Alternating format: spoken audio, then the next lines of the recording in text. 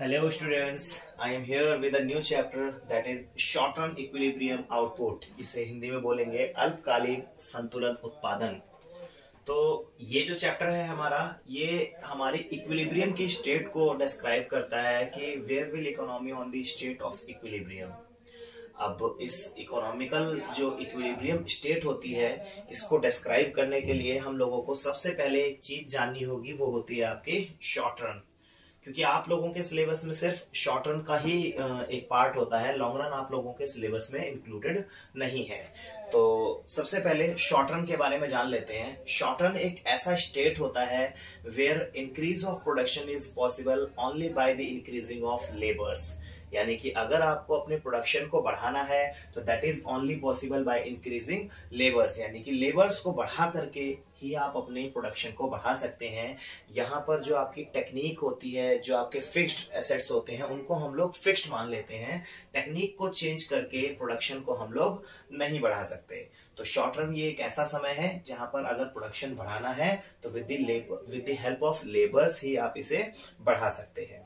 अच्छा, अब हम लोग देख लेते हैं कि हमारा इक्विलिब्रियम का कॉन्सेप्ट क्या होता है, इक्विलिब्रियम होगा कहां पर, कैसे होंगी चीजें। तो देखो बेटा, हमारा जो टॉपिक है वो हमारा हमें बताता है कि एडी और एएस, जहां पर AD is equal to AS होगा वहीं पर हमारा क्या हो जाएगा, इक्विलिब्रियम होगा। इसको हम क्या बोलते हैं, संतुलन बोलते हैं। अब ये संतुलन AD is equal to AS पर होता है, वो इस वजह से होता है क्योंकि हमारा जो समग्र मांग है, जिसको हम लोग एग्रीगेट डिमांड बोलते हैं, जब हमारी एग्रीगेट सप्लाई के इक्वल होगी जाकर के, वहीं पर हमारी इकोनॉमी कहां पर आ जाएगी, संतुलन में आ जाएगी। अच्छा, अब जब हम बोलते हैं कि यहाँ पर हमारे एग्रीगेट डिमांड की अगर हम बात करें तो ये एग्रीगेट डिमांड क्या होता है, उससे पहले एक बार थोड़ा सा हम लोग देख लेते हैं कि एग्रीगेट डिमांड जो होता है हमारा, वो किस तरीके से वर्क करता है। तो देखो बेटा, हम लोग मानते हैं कि यहाँ पर जो AD है हमारा, जो हमारा AS है, वो Y के बराबर होता है। AS is equal to Y होता है और Y is equal to C plus S के बराबर होता है। यहीं पर तुम्हारा जो AD होता है वो तुम्हारा C प्लस I के भी बराबर होता है।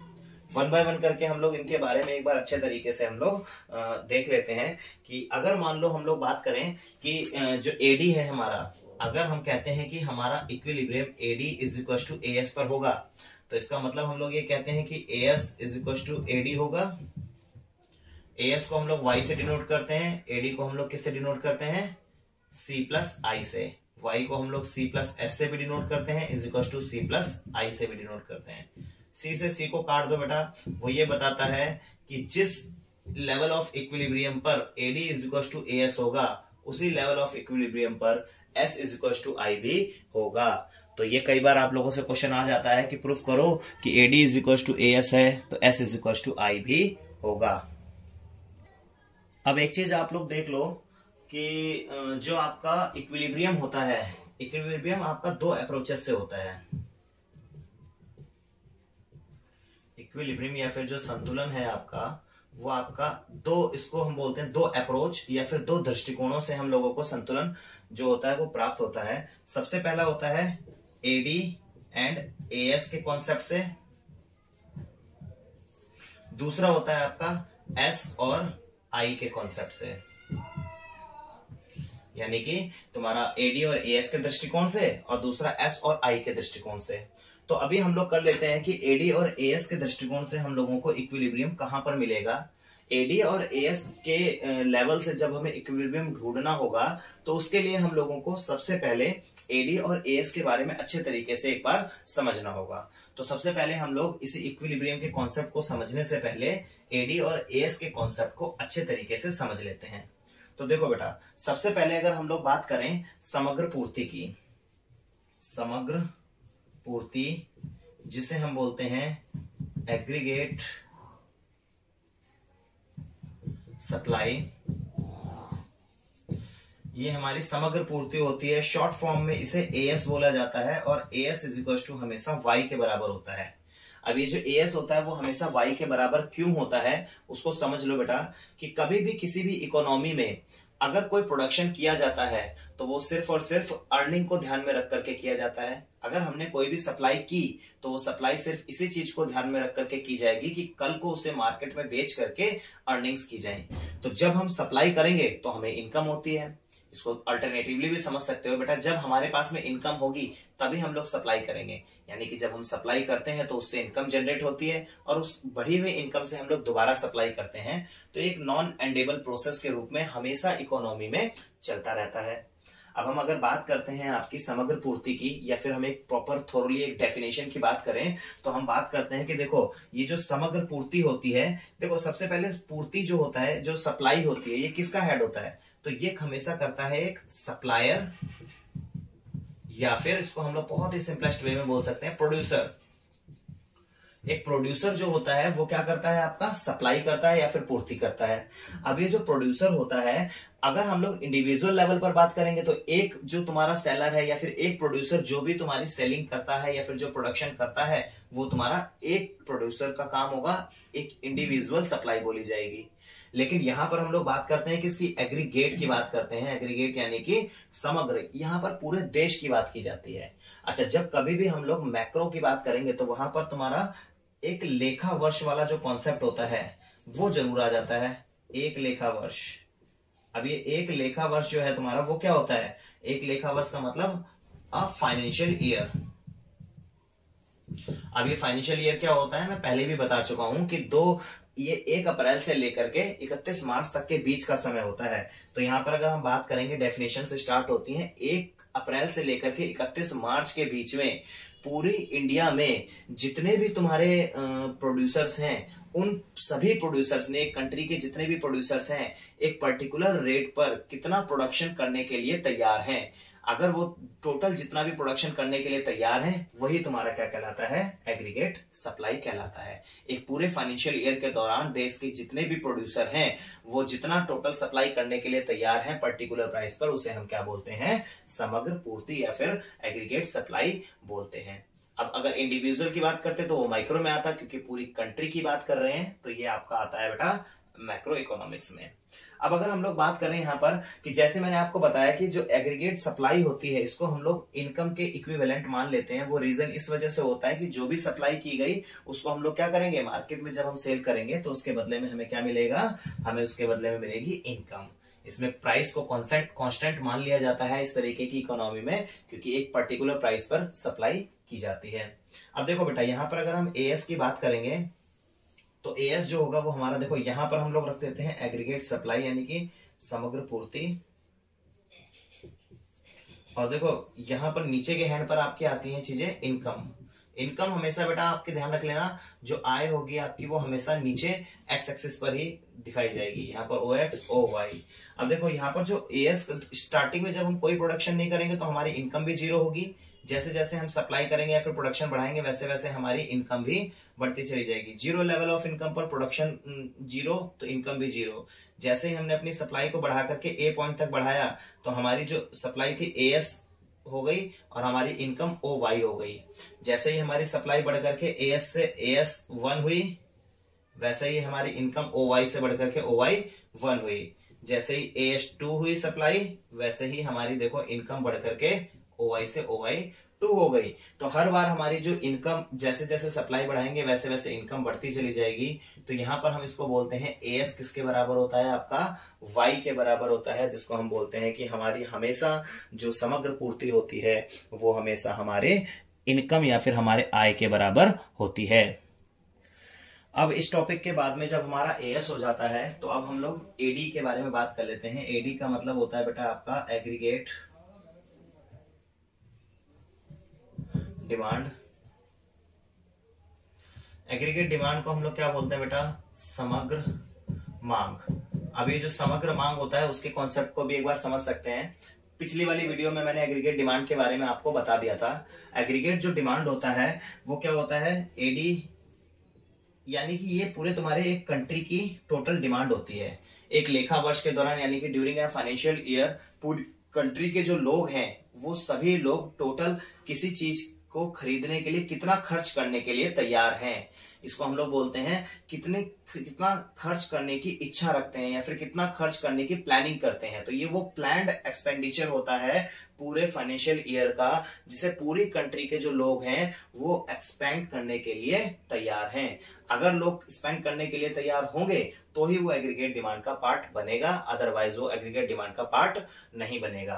तो एग्रीगेट डिमांड जो होती है हमारी, वो 2 कंपोनेंट से मिलकर के बनती है। वैसे तो 4 कंपोनेंट्स थे, AD is equal to C plus I plus G plus X minus M, लेकिन ये 4 सेक्टर इकोनॉमी का पार्ट था तब थे।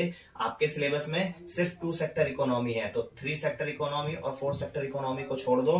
कभी भी अगर बात की जाएगी AD की तो वो क्या बनता है, C प्लस I। C किसको रिप्रेजेंट करता है, C रिप्रेजेंट करेगा आपका बेटा कंजम्पशन को, और कंजम्पशन को क्या बोला जाता है, उपभोग। अब अगर हम बात करें I, अच्छा कंजम्पशन जो होता है, जो उपभोग होता है वो कौन करता है, ये करता है बेटा परिवार वर्ग। इसको हम लोग क्या बोलते हैं, house hold sector, house hold, या फिर हम लोग इसको कौन क्या बोलेंगे, एक तुम्हारा कंज्यूमर। एक कंज्यूमर हमेशा क्या करेगा, उपभोक्ता हमेशा किसी भी चीज का उपभोग करेगा। अच्छा जो इन्वेस्टमेंट होता है ये कौन करता है, उत्पादक करता है, एक प्रोड्यूसर करता है हमेशा। अच्छा जो ये प्रोड्यूसर है ये हमेशा इन्वेस्टमेंट किस चीज के को ध्यान में रखकर करेगा, ताकि उसको और ज्यादा अर्निंग्स रिसीव हो। तो ये I किसको डिनोट करेगा आपका बेटा, इन्वेस्टमेंट को, इन्वेस्टमेंट को डिराइव करता है ये तुम्हारा।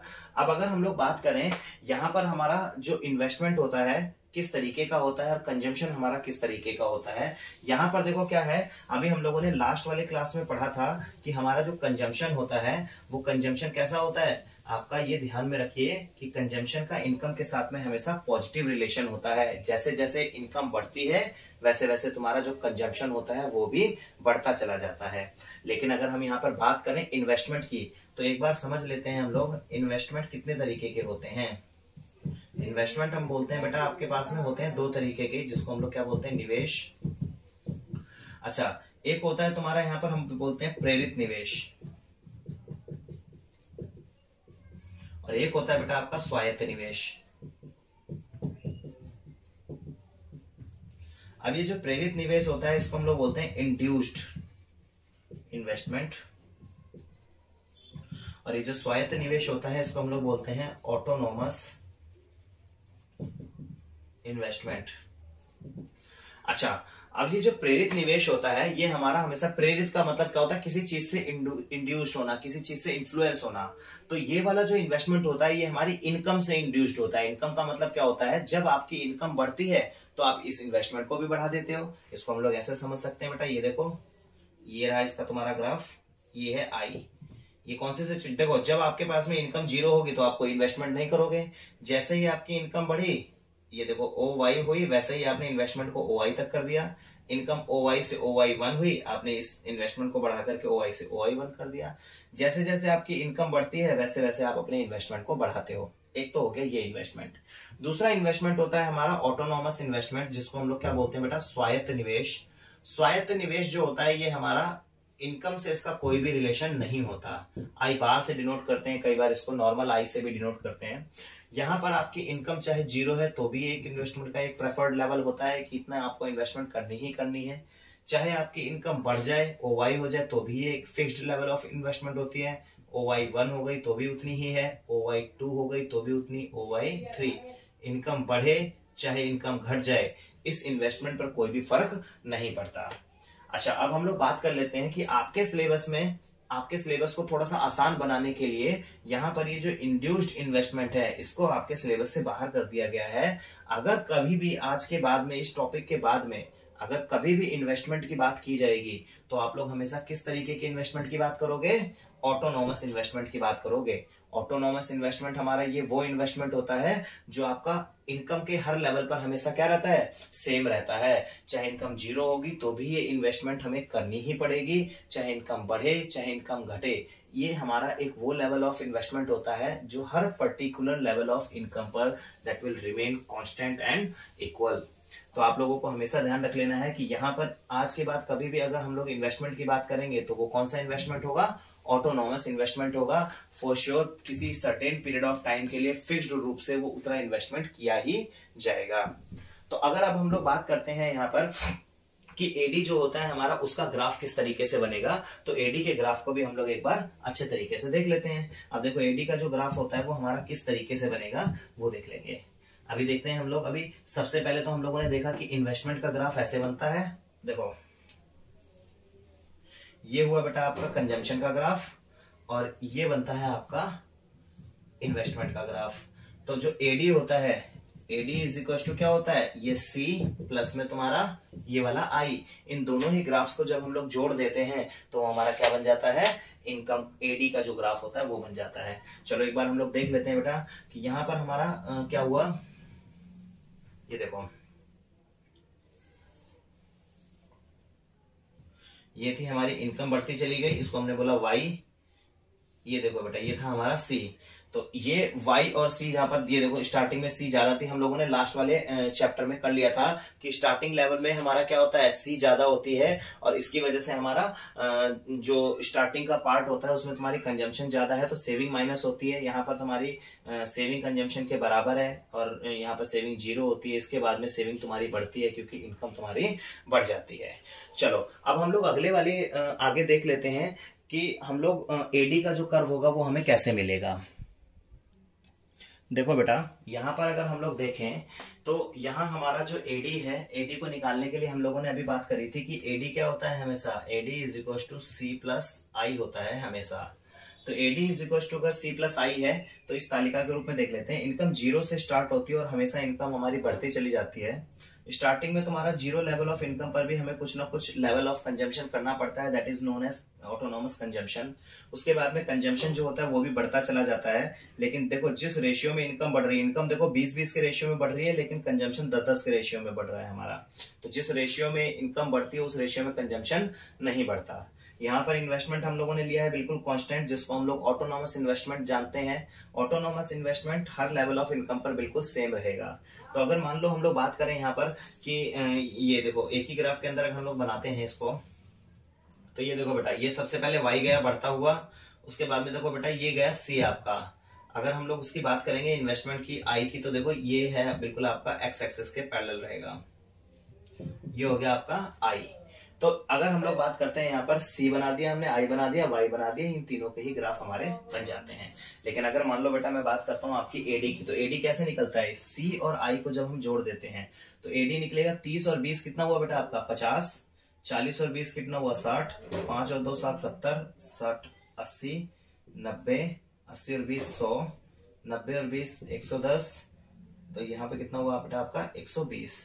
अब आप लोग अगर देखोगे एक चीज, वो आपको क्या देखने को मिलेगी कि देखो एडी में और इस सी की वैल्यू में टोटल अंतर कितनी वैल्यू का है, देखो 50 और 30 में अंतर कितने का है 20 का, 60 में और 40 में अंतर कितने का है 20 का, 70 और 50 में 20 का, 80 में 60 में 20 का, 90 में 70 में इसमें भी 20 का, इसमें भी 20 का, इसमें भी और सब में 20 का। तो अब आप अगर हम अगर यहाँ पर देखें, अगर एडी की जो वैल्यू आएगी वो इस सी वाले ग्राफ के बिल्कुल पैरेलल शिफ्ट हो जाएगी ऊपर की तरफ को। ये देखो बेटा ये हमारा बिल्कुल एडी की जो वैल्यू होगी वो होगी सी प्लस में आई। अब यहाँ पर ध्यान रखना बेटा कि ये जो एडी की जो वैल्यू है वो बिल्कुल सी के हर लेवल पर पैरेलल क्यों होती है। कई बार क्वेश्चन आ जाता है कि ये सी के बिल्कुल इक्विवेलेंट और बिल्कुल पैरेलल क्यों होती है। तो बेटा ये ध्यान रख लेना कि सी और एडी के बीच में जो अंतर होता है वो हमेशा इक्वल इस वजह से होता है क्योंकि ये इक्वल गैप जो होगा वो हमेशा 20 के बराबर होगा, जो यहाँ पर वैल्यू गिवन है। और 20 क्या है बेटा आपकी इन्वेस्टमेंट का, ऑटोनॉमस इन्वेस्टमेंट का गैप है। और ऑटोनॉमस इन्वेस्टमेंट हर लेवल पर सेम रहता है, इसी वजह से आपकी जो इसके बीच का जो गैप है वो भी हमेशा क्या रहता है सेम रहता है। इसी वजह से इनके बीच का एक पैरेलल गैप रहता है जो कि हमेशा इक्वल रहता है। तो बेटा आप लोग ध्यान रख लेना कि एग्रीगेट डिमांड का अगर आपको कभी भी देखो, अगर आप हम लोगों ने 2 चीजें सीखी हैं, वो कौन कौन सी चीजें सीखी हैं। सबसे पहले तो ये देखो ये है आपका एग्रीगेट सप्लाई का ग्राफ, वो है किसके बराबर y के बराबर, वो अपवर्ड स्लोपिंग होता है। दूसरा अगर हम लोगों को बनाना है एडी का ग्राफ, तो एडी का ग्राफ हमारा कैसे बनता है, वो देखो बिल्कुल बेटा ऐसे बनेगा, AD is equal to C plus I. AD की जो वैल्यू होती है सी और आई के बराबर ही होती है क्योंकि हम लोग 2 सेक्टर इकोनॉमी लेकर के चल रहे हैं। तो आज की वीडियो में हम लोगों ने एडी और एएस के पूरे कॉन्सेप्ट को अच्छे तरीके से समझ लिया है। अब एडी और एएस के कॉन्सेप्ट पर हमारा इक्विलिब्रियम कहां पर होता है, इस कॉन्सेप्ट को समझने के लिए हम लोग दूसरी वीडियो में देखेंगे, जहां पर हम लोग इक्विलिब्रियम शॉर्ट टर्म का कहां पर स्टैब्लिश होगा उसको हम लोग अच्छे तरीके से एक्सप्लेन्ड वे में विद न्यूमेरिकल्स उसको सॉल्व करके देखेंगे। क्योंकि आप लोगों के लिए इंपॉर्टेंट पार्ट में 5 मार्क्स 6 मार्क्स में इंपॉर्टेंट क्वेश्चन में लॉन्ग आंसर टाइप में आता है ये क्वेश्चन कि इक्विलिब्रियम कहां पर स्टैब्लिश होता है, और न्यूमेरिकल्स आते हैं 3 मार्क्स के, जो कि बहुत ज्यादा इंपॉर्टेंट हो जाते हैं। तो वो हम लोग अपनी अगली वीडियो में देखेंगे। तो इस वीडियो को यहीं फिनिश करते हैं और अगली वीडियो में अपलोड करूंगा। उस वीडियो में हम लोग इक्विलिब्रियम देखेंगे और कहां पर किस तरीके से होता है वो भी अच्छी तरीके से डिस्कस करेंगे।